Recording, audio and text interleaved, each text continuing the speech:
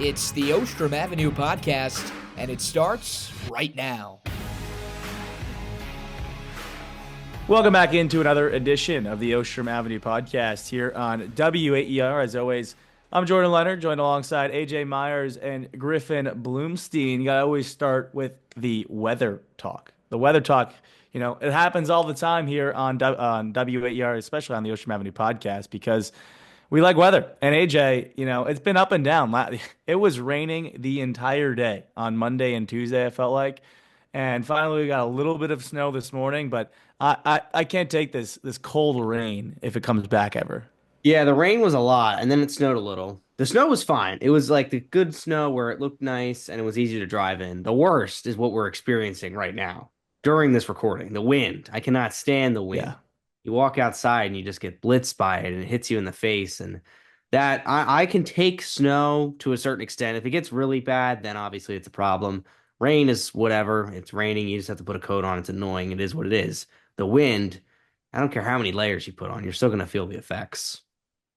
Yeah, I drove home yesterday, Wednesday, and so it was raining the whole time drive home back to Boston, and then it was kind of warm though. It's been warm here. It was like 50, 60 on the drive home, but it's Yeah. nice to be back home. Got to get my wisdom teeth out on Friday, so it's a little scary, but we'll live through. As a person who's gotten his wisdom teeth out, I know AJ has as well. It's a process for about a week afterwards. You can't really eat solid foods, which kind of sucks for about a week. But you get through it, you get over it, and then you move on with your life. Hopefully, it's a smooth process for old Griffin. Yeah, coming from an undisclosed location, got a beautiful room, Griffin. I gotta say, might be the prettiest guy's room I think I've ever seen in my life. So congratulations to that. We have a little bit of a darker setup in here, because classic Syracuse sun's basically already set by 4:17 on a Thursday afternoon. But nonetheless, Syracuse sports did play. We should, by the way, get that weather report, that weather talk sponsored. I mean, if we're doing it every week, we should try to get that thing sponsored. But either way, the main purpose we're here for, Syracuse sports, of course. And we're going to talk Syracuse men's basketball. They had a game against Notre Dame over the weekend. Talk Syracuse football. They got their bowl game announced. Kyle McCord's going to play in the bowl game as well. But first, we'll start with Syracuse men's basketball, losing to Notre Dame 69-64. And I was there in South Bend.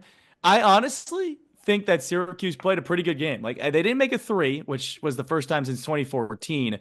But I thought they actually played pretty well against Notre Dame, even though they didn't get the win. Yeah, I thought you saw signs, especially I think in parts of that first half where this team looked like a team that knew their identity and knew what to play basketball. And I think we say that and it bled through on Tuesday. You saw a really good first half on Tuesday against UAlbany, but sticking to that Notre Dame game, what really killed them was they didn't have that big basket from three. If they were to hit 1-3 late in that second half, it could have changed the whole complexion of the game. They just didn't have it in them, and they couldn't make the big basket in Notre Dame. They made the clutch baskets when they needed to. So that was kind of an unfortunate loss, but then I think you really liked what you saw. I think Coach Autry said this as well in the first half against UAlbany, which looked like the most complete performance this team has put out all season. Yeah, and it's tough when you have a guy like Braden Shrewsbury who makes 6 threes in the game. Syracuse doesn't make any. That itself is a 24-point difference, or 18-point difference. A little math, a little tricky. Not at school right now. But I mean, more threes versus more twos. More threes usually going to win that one. Syracuse also missed 8 free throws. That doesn't help. It's been a problem this whole season. Very streaky at the free throw line. So Syracuse had an opportunity to win this one, but they just didn't. Yeah, and as AJ mentioned, Syracuse back in the Dome on Tuesday, defeating UAlbany 102-85. One of those games that Syracuse expected to win. It was going to be interesting to see how much they won by. It's something that they've struggled with to begin the year in terms of blowing out mid-major opponents. And, it didn't start off very well. They started off down, I think it was 7-2. Then they storm out to a 20-plus point lead, and they let UAlbany kind of get back into the game. But as Griffin was devastated by the Syracuse late cover, the Orange win 102-85 once again.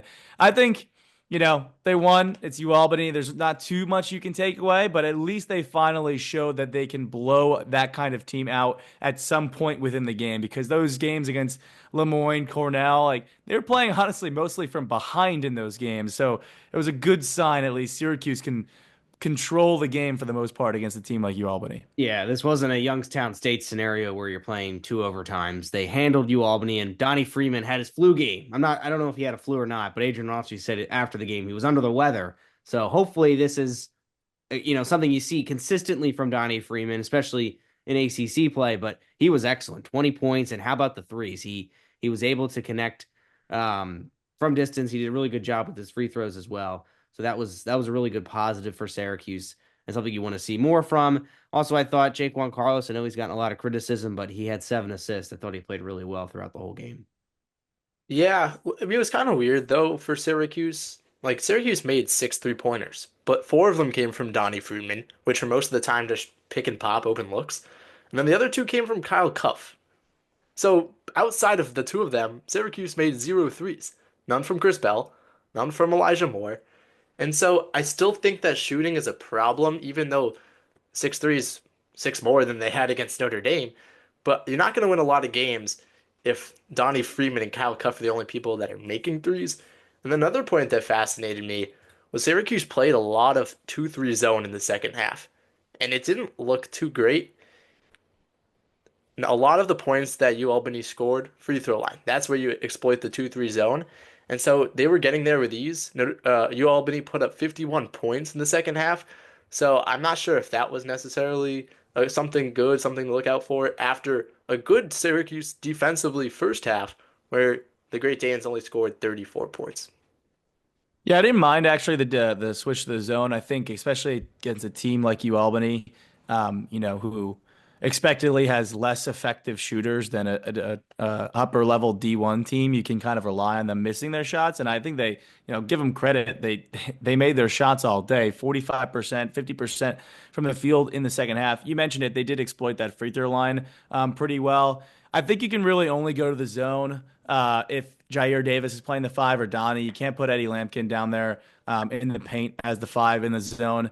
But you mentioned the 3-point line. Like, yes, they shot it better with Donnie and Kyle Cuff combining for the 6 threes, but I don't think there's an expectation ever going into a game at this point that this team is going to shoot well from 3. So wherever they come from, I think Syracuse can't complain because like going from hitting 0 threes in a Yeah. game and having really no good shooters on the roster because at this point Chris Bell clearly is fighting something.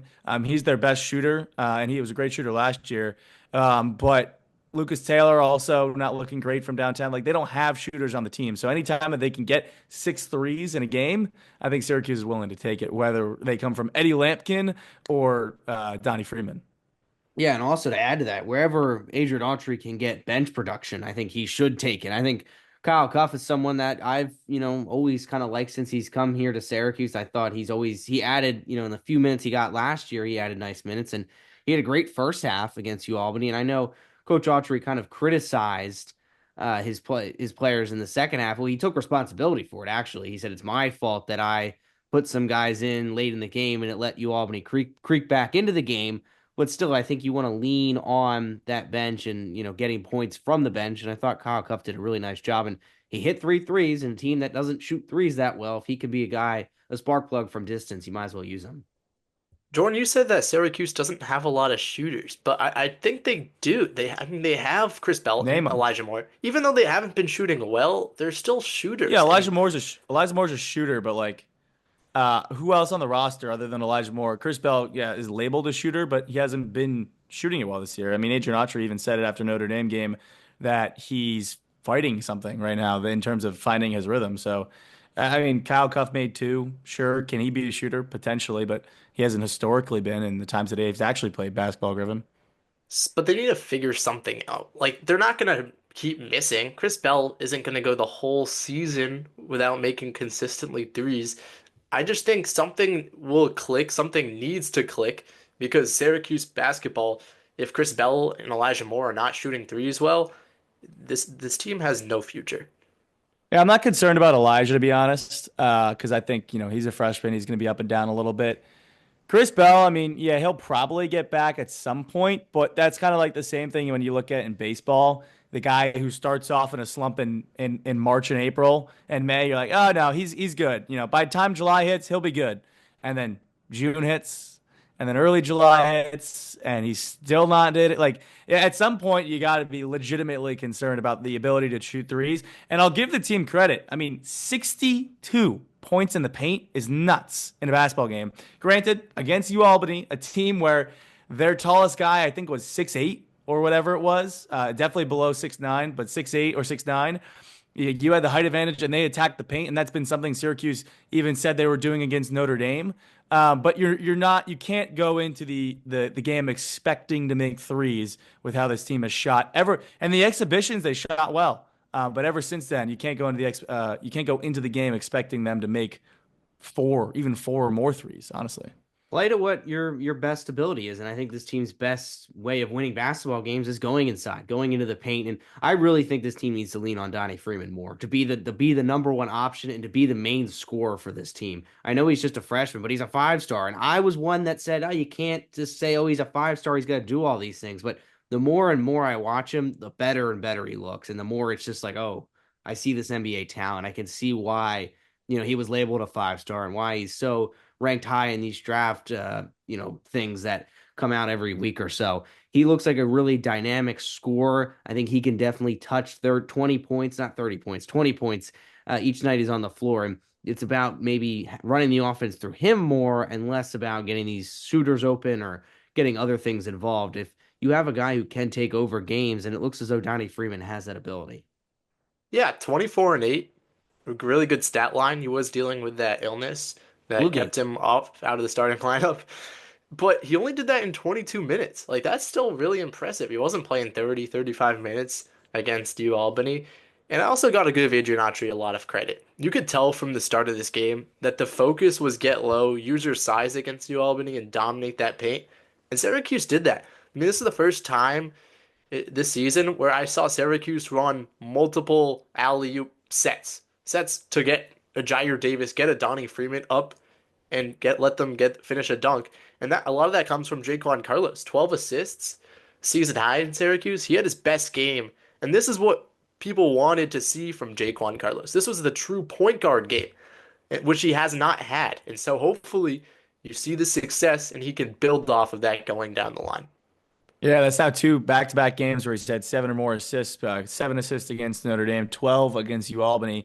He had 12 points, 12 assists. And then I also think Eddie Lampkin with those 5 assists as well. I think you could tell that they were running the offense through those guys and setting up other players through those guys. And I think that's what Syracuse needs to do in terms of, Jaquan's that typical point guard. Eddie is when if you feed the post, he can either back you down, try to score, or pass out. And I think that was evident in terms of Donnie Freeman's frees.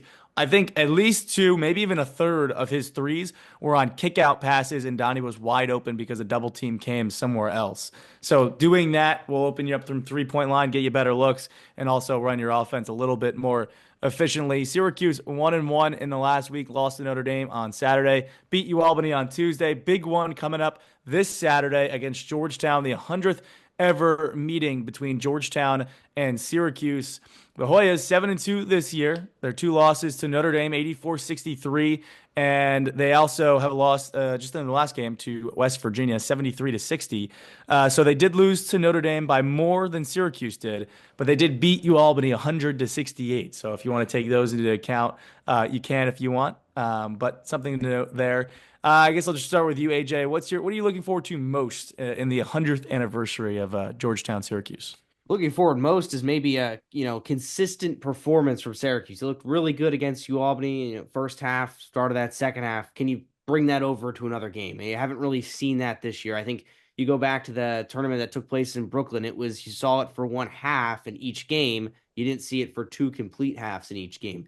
Can this finally be a start of consistent performances and consistent scoring for players? Can Donnie Freeman get up to 20 points? Can Eddie Lampkin provide those assists like he did against UAlbany? I know it's a step up in competition, but can this team show that they are growing as this season grows along and that they can come away with a win? And it would be an impressive win. This is a good Georgetown team. It's no fluke. It's no easy game. So it's a rivalry game. There'll be a lot of intensity around it. But can this team bring this good signs they showed against UAlbany into the next game.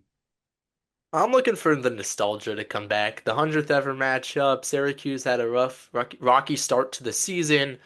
Use this game. Hopefully, there's going to be a large crowd presence. This old Big East rivalry will bring out the old Syracuse faithful. Use this game, have a dominating win, and then use that to carry into ACC play. I mean, Georgetown, it's not the days of Allen Iverson, Pat Ewing, or Dikembe Mutombo anymore. And it's the same thing for Syracuse. This is a new age for both teams with new second-year head coaches. But Syracuse has the potential to buy into the city, get this new team involved with the community, and use this win to help set them forward so they can get on the right track because it hasn't been that way so far this season. I will say when I was looking at the game, the one thing that disappointed me was it's not on Fox because it usually is on Fox and you get that awesome Fox basketball open in there. It is on the ACC network, so cool for that. But I was actually kind of disappointed the game's on Fox. Either way, it'll be on WAER as well, of course. 2 p.m. a countdown to tip off, 2:30 tip in the dome, and then double overtime going all the way up until 6:30. Honestly, I think it's a must win for Syracuse. I said Syracuse it was a must win against Notre Dame.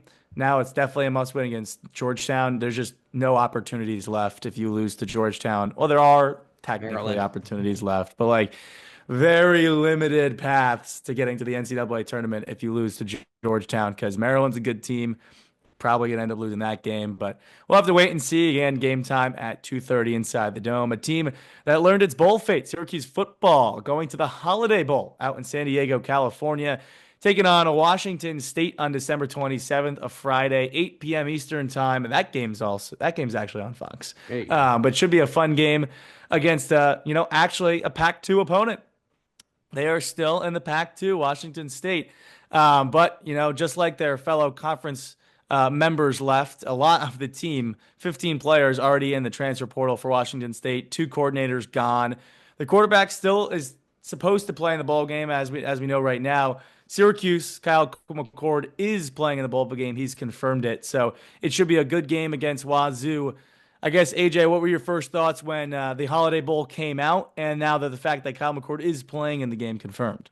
Well, my first thought was it wasn't the Pop-Tart Bowl, the bowl game that I was rooting for, but that's okay. You still get to go out west, get to go to San Diego. So that'll be nice in the dead of winter for this team to go out there. And then the fact that Kyle McCord's playing is a surprise. I did not see that coming, but I think we've seen this not just from Fran Brown, but a lot of coaches kind of saying that, like, we're playing the games on the schedule. This is an opportunity for us to play, to represent our university. We're not just going to bypass it and, focus on the draft first. This is a meaningful game that we want to play. And I think Fran Brown has really echoed that message too. He said it, this is a game we want to win, we want to play in, and Kyle McCord's going to do that. So this should be a pretty deep Syracuse roster that goes out on the field, and hopefully they handle Washington State, and it's really just a cherry on top to what was a really, really impressive and exciting season for this team.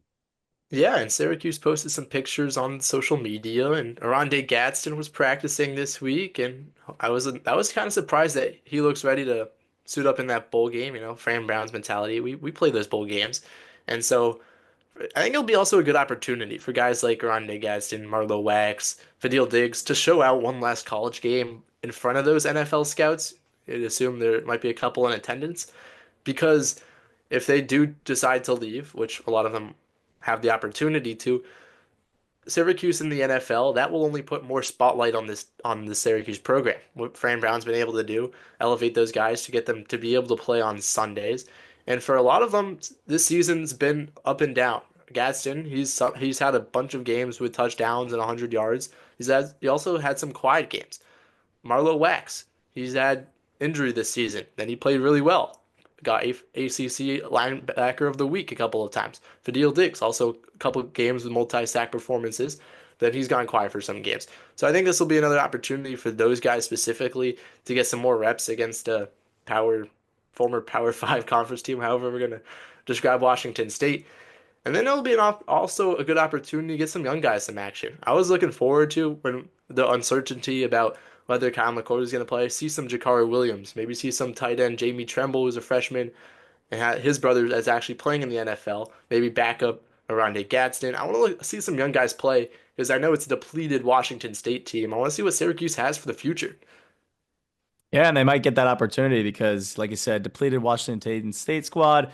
The odds, the line came out initially at 7.5. I think could have been a little higher potentially, given the fact that Kyle McCord, especially now playing. And you mentioned a chance to play in front of the scouts is also a chance for Syracuse to get win number 10 for the eighth time, excuse me, in program history, third time since 2001, and also Coach Fran Brown would become the second head coach to lead Syracuse to a 10-win season in his first year, the only other being Paul Pasqualoni. So it kind of comes full circle. Fran Brown talking about Pasqualoni a lot early when he first got the job, potentially a chance to join the ranks with him in terms of leading a 10-win season in his first year as head coach. Also, Syracuse number 21 in the final college football playoff rankings as well. So they are ranked going into this Washington State squad, who has lost a couple games down the stretch, including one by 1 point to Wyoming. So not a great final stretch for Washington State. But I think I'm most excited just to see this team one last time. I'm excited that Kyle McCord's playing, and hopefully, we haven't heard about everyone else, but hopefully everyone else gets a chance to play, because I think this bowl game could be kind of like a definitive mark. Not like this season hasn't been already, but a year since the Boca Raton Bowl where they lost 45-0, if they could put a pounding on Washington State to cap off year one of Fran Brown, I think it would be very symbolic 1 year later for them to do that going forward. Yeah, it'd be a huge full circle moment. And I've talked about this before, and it's just crazy. The progress that this program has made in just a year. And that's full credit to Fran Brown and everything he's done. And you alluded the college football rankings, Jordan. Finally, Syracuse is ranked ahead of UNLV. That made no sense to me for even in the Took a AP loss to poll. Boise State. Yeah, that still made no sense to me prior to that loss, that how UNLV was ahead of Syracuse after head-to-head matchup. That should decide everything in my mind. But if a win in this bowl game, even if it is a loss, something like that happens, it still was an extremely successful first season for Fran Brown. Fran Brown also has the opportunity to get washed with some eggnog. Yes. Reports Joey Chestnut will be dumping some eggnog on the winning coach, which will be a cool opportunity for Fran Brown to get another cool media moment. So that'll be something I'm looking forward to. I did see that he was the eggnog official, like eggnog, whatever, of the bowl game. I didn't realize that the coach gets dosed in eggnog. Oh, interesting. These bowl games are getting creative. The Duke Mayo Bowl, you get mayo poured all over you. The Potato Bowl, you get potatoes dumped on you. The Pop-Tart Bowl, you eat the Pop-Tart, which, again, You get the Pop-Tart Bowl potatoes would have been. dumped on you? Wouldn't that hurt? Yeah.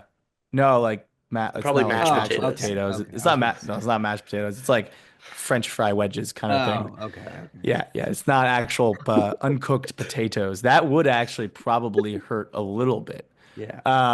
But hey, we'll see. Syracuse got to win first to get Fran Brown doused with eggnog. He would definitely need a shower after that. I feel like he would smell a little bit funky after getting dosed with eggnog. But either way, Syracuse taking on Washington State on Friday, December 27th.